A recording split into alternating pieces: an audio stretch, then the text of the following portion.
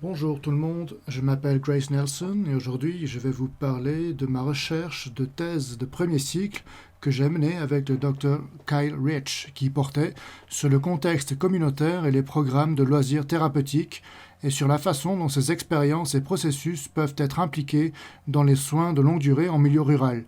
La recherche s'est appuyée sur un examen socio-écologique. Kyle et moi avons trouvé beaucoup d'informations importantes dans cette recherche. J'ai donc hâte de les partager avec vous aujourd'hui. Avant de vous présenter nos résultats, je voudrais revenir rapidement sur certaines définitions que vous pourriez entendre au cours de la présentation. Tout d'abord, au fin de cette recherche, le mot rural a été défini comme la population vivant dans les villes et les municipalités à l'extérieur de la zone de migration pendulaire des grands centres urbains, donc en dehors de la zone de migration pendulaire des centres ayant une population de 10 000 habitants ou plus. Et ensuite, les comportements de style de vie favorisant la santé, ou HPL pour l'acronyme en anglais, est un terme que vous pourriez m'entendre utiliser à quelques reprises. Il s'agit d'activités qui maintiennent et favorisent les capacités fonctionnelles des personnes âgées. Il peut s'agir de l'activité physique et du maintien de relations de soutien émotionnel, donc les activités sociales ou l'engagement social. Il s'agit d'un terme très important tout au long de la recherche, car nous nous sommes vraiment intéressés à la manière dont ces expériences d'activité physique et d'engagement social étaient proposées aux résidents. Si vous n'êtes pas familier avec les soins, les loisirs thérapeutiques ou leur processus, sachez qu'il s'agit d'un processus holistique qui utilise des interventions récréatives pour maintenir ou améliorer la qualité de vie et la santé globale. Il se concentre vraiment sur le niveau de fonctionnement et les domaines physiques, émotionnels et sociaux. Avant de parler de notre processus de recherche et de certains de nos résultats, je voulais aborder brièvement ce qui est déjà connu et ce qui était déjà dans les différentes publications. Il y a eu des discussions sur le fait que les adultes ruraux plus âgés ont des valeurs communautaires très fortes. Il y a eu beaucoup d'emphase sur la productivité et aussi que le Canada rural a des quantités plus élevées de pauvreté dans les populations rurales plus âgées.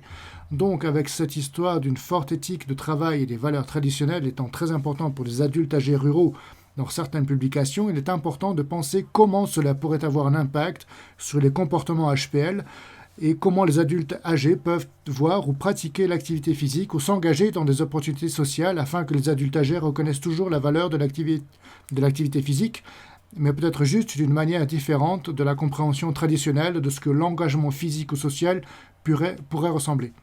Ainsi, par exemple, les activités de plein air peuvent être plus importantes pour certaines personnes âgées dans les zones rurales en raison de leur situation géographique. Il y a également eu une discussion sur la façon dont les adultes plus âgés connaissent des niveaux plus faibles de soutien social, dans certains cas en raison de facteurs dans les zones rurales tels que le statut socio-économique, l'isolement géographique ou social et l'exode des jeunes. Donc avoir toutes ces différentes considérations et à quoi les comportements HPL pourraient ressembler en général pour les adultes plus âgés pourrait être différent lorsque vous regardez dans un contexte rural, étant donné les différents facteurs communautaires, les structures sociales et les compréhensions de ce que sont les comportements HPL dans ces milieux. Je voulais aussi parler des soins de longue durée en Ontario et de la pratique de la récréation thérapeutique quand on envisage de travailler avec des adultes plus âgés. Les soins de longue durée sont financés par les fonds publics et privés au Canada et chaque province et territoire est responsable de sa propre organisation, de la prestation et du contrôle des services.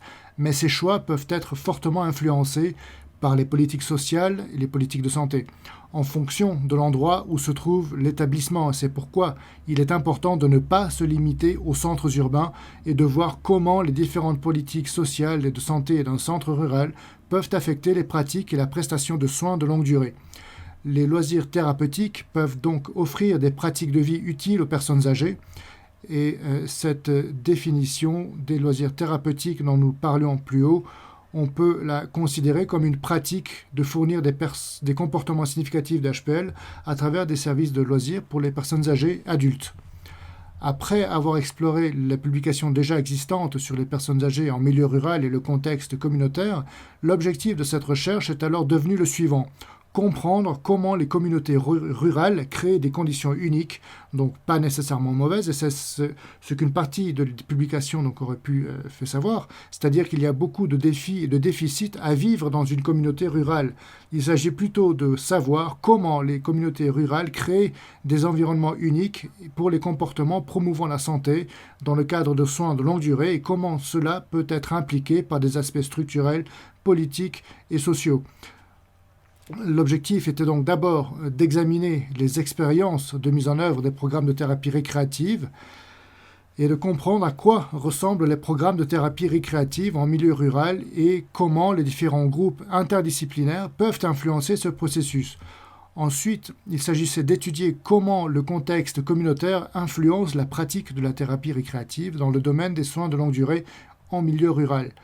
L'approche théorique utilisée pour cette recherche était le modèle socio-écologique. Cela a été très utile pour voir les différentes couches et les différentes façons dont les environnements promouvant la santé peuvent être affectés par l'individu et par l'équipe avec laquelle il travaille, ainsi que par l'organisation et les règles politiques de la communauté. C'était donc très utile à la fin d'organiser mes résultats et d'utiliser cette perspective que la santé n'est pas seulement l'individu, mais une expérience multicouche avec de nombreuses conditions environnementales différentes qui peuvent l'affecter. Donc ici, nous pouvons regarder de plus près le modèle et j'ai mis quelques exemples de notre recherche ici en bas. Nous avons les facteurs intrapersonnels et ensuite vous pouvez voir comment vous vous déplacez vers le haut du diagramme, donc vers les processus interpersonnels, les facteurs institutionnels, les facteurs communautaires et la politique publique. Ainsi, nous pouvons voir comment, par exemple en bas, on peut peut-être comment le personnel est motivé pour fournir des soins aux résidents qui pourraient être affectés par quelque chose que l'on voit vers le haut du graphique. Par exemple, dans les facteurs communautaires, nous avons le manque de financement et aussi une communauté très soudée. Et ce modèle m'a donc vraiment aidé à visualiser, à comprendre comment tout est interconnecté, comment aucun de ces niveaux ne fonctionne de manière isolée les uns des autres. En ce qui concerne le processus de recherche, cette recherche a utilisé une seule étude de cas qualitative d'un centre appelé Northwood. Et c'est un pseudonyme que nous avons utilisé. Il s'agit d'un établissement de soins de longue durée situé dans une région rurale du nord de l'Ontario. La population de la municipalité est de 3 455 résidents. Il est situé à proximité d'une ville de 50 000 habitants. Cela correspond donc à la définition de rural que nous avons utilisée tout à l'heure pour cette étude. Et le centre fournit des soins infirmiers et personnels 24 heures sur 24. Il s'agit d'un foyer municipal au sein de la communauté. Alors, 9 personnes ont été délibérément échantillonnées pour cette étude, ce qui inclut des récréothérapeutes, des directeurs de loisirs, des personnes pertinentes qui travaillent dans le domaine des loisirs pour la municipalité, des membres de l'administration et de la gestion, un bénévole et un représentant officiel, afin que nous puissions vraiment obtenir cette compréhension interdisciplinaire de la façon dont l'équipe travaille et de la façon dont les loisirs thérapeutiques fonctionnent dans un établissement de soins de longue durée pour fournir des comportements HPL promouvant la santé. Les données ont été analysées à l'aide d'une analyse thématique qui nous a permis de dégager des modèles et des thèmes à partir de données et de les regrouper. Maintenant, pour la partie passionnante de nos résultats, il y a 2 thèmes d'ordre supérieur qui sont ressortis de cette recherche. Le premier était l'influence de la politique et de la pratique des soins de santé sur notre programmation. Il s'agissait donc de thèmes de l'approche d'équipe, des facteurs limitant la programmation de la thérapie récréative et des comportements HPL. Et puis le deuxième thème était la reconnaissance du contexte, des défis et des opportunités spécifiques aux zones rurales. Les sous-thèmes qui en ont découlé sont les suivants: une communauté soudée, une valeur des bénévoles et considérations spécifiques aux zones rurales. Nous allons donc d'abord nous plonger dans le premier thème de l'influence des politiques et les pratiques de santé sur les programmes. Ce thème a 2 sous-thèmes importants. Le premier étant l'approche en équipe des soins. On a parlé de beaucoup de points positifs dans l'approche en équipe des soins. Par exemple, ici, vous pouvez voir un membre de l'administration parler de la nécessité d'une sorte de communication à tous les niveaux, ce qui se produit tous les jours. Le personnel diététique et le personnel infirmier de Norfolk et le personnel d'activité. Dans le cadre de ce thème, on a beaucoup discuté de la façon dont les physiothérapeutes, les infirmières, l'administration, tout le monde se réunit pour coordonner les horaires, communiquer et travailler ensemble pour mettre en œuvre ces différentes pratiques et politiques en matière de soins de santé. Ainsi, dans cette collaboration, la programmation n'aura pas été aussi efficace sans cette collaboration. Et même s'il était formidable d'entendre ces expériences d'approche collective des soins et la façon dont cela contribue à la réussite de la prestation, de nombreux facteurs contraignants pour la programmation et les comportements ont été discutés. On peut voir dans cette citation que le directeur des loisirs parle du fait d'être syndiqué et d'avoir le syndicat, le ministère du Travail et de la Santé publique et tous ces éléments différents pour essayer d'équilibrer, d'apporter la meilleure qualité de vie aux résidents. On a beaucoup parlé, cette idée de défi, de ratio, de contraintes de temps, de navigation dans les politiques, peut-être même que les résidents se sont ennuyés par ces programmes fournis grâce à toutes ces choses différentes qui peuvent vraiment affecter la façon dont les enseignants fournissent leurs prestations. Et même si ce problème est abordé dans de nombreux établissements de soins de longue durée, il est important de réfléchir à la manière dont ces défis à plus grande échelle peuvent être intensifiés dans un environnement rural. Et c'est ce que le thème suivant a permis de faire en examinant de plus près le contexte spécifique. Donc nous nous éloignons de ces grandes idées sur les effets de notre programmation et nous nous plongeons dans ce qu'est réellement la mise en œuvre d'une programmation en milieu rural. L'un des premiers sous-thèmes ici était une communauté soudée, et cela a été mentionné par presque tous les participants de l'étude. Nous avons discuté du fait que les habitants d'une petite ville qui ont vécu ici toute leur vie s'occupent maintenant des personnes qui vivent ici. Les gens sont donc nés et ont grandi dans la communauté. La communauté était très consciente des événements qui se déroulaient. Le personnel aussi était issu de la communauté. Il y avait une longévité au sein du personnel parce que c'était des gens de la communauté. Le fait d'avoir une communauté aussi soudée a conduit à l'inclusion de nombreux bénévoles dans les pratiques de soins de longue durée. Alors quelqu'un dit que nous avions 150 bénévoles, des chauffeurs. Et vous savez, simplement des bénévoles qui viennent et passent du temps avec les gens. Les gens donnent de leur temps pour passer du temps avec nos résidents. Et c'est vraiment important. Nous pouvons donc voir que cette communauté soudée a été une force et une opportunité et qu'elle a pu offrir de nombreux comportements promouvant la santé auprès des résidents.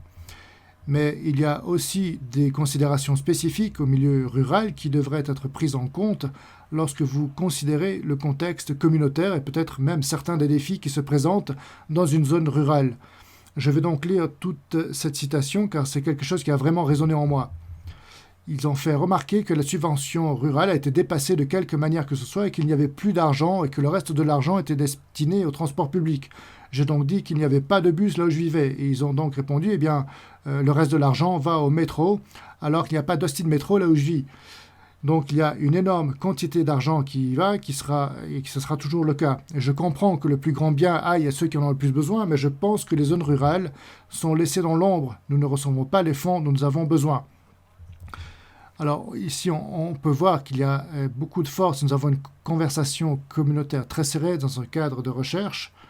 Il y a encore des choses qui sont mises de côté dans les zones rurales qui ne sont pas discutées dans un contexte rural. Alors les choses, en quelque sorte, sont obscurcies par cette vision urbaine de la façon dont les choses devraient être comprises. Alors après analyse de ces résultats, il y avait des idées très importantes à prendre en considération, notamment l'importance de la collaboration entre les différentes disciplines et les volontaires dans les zones rurales pour relever les défis à grande échelle et les défis spécifiques au contexte. Même si un grand nombre de défis dont je parle peuvent être observés dans les centres de soins de longue durée, ils peuvent être exacerbés en milieu rural lorsque nous sommes déjà confrontés à des problèmes de personnel, de transport ou de pauvreté. Les résultats ont également mis en évidence des éléments d'application très importants pour les professionnels des relations publiques ou toute personne travaillant dans des établissements de soins de longue durée, en particulier dans les zones rurales. Tout d'abord, la façon dont les décisions en matière de soins de santé sont prises, nous devons changer un peu cela. La façon dont nous envisageons les problèmes et l'idée d'une lentille rurale spécifique au contexte peuvent être beaucoup plus efficaces lors de la prise de décision en matière de soins de santé dans les zones rurales et essayer de tout généraliser en fonction d'une vision centrée sur la ville. Alors il est clair d'après ces résultats que les besoins des communautés rurales sont différents de ceux de tous les professionnels des loisirs. Il y a beaucoup de discussions sur la façon de penser à l'individu et de faire en sorte que l'expérience soit différente. Mais cette recherche et l'utilisation de cette approche théorique nous permettent de considérer comment les systèmes sociaux plus larges ont un impact sur les expériences vécues par les résidents et le personnel. Ainsi, le fait de reconnaître que les gens ont des antécédents diversifiés en fonction de l'endroit où ils vivent, de l'endroit où ils ont grandi, peut vraiment avoir un impact sur la façon dont ils expérimentent les comportements HPL dans nos programmes de récréation thérapeutique. C'est donc quelque chose à prendre en considération également. Alors j'ai hâte de discuter de ces résultats plus en profondeur avec vous lors de la session en direct. Ce ne sont que quelques éléments importants de la recherche. Merci à tous d'avoir écouté cette présentation. Voici les références que j'ai utilisées tout au long de cette présentation. J'ai hâte d'en discuter avec vous tous lors de la session en direct.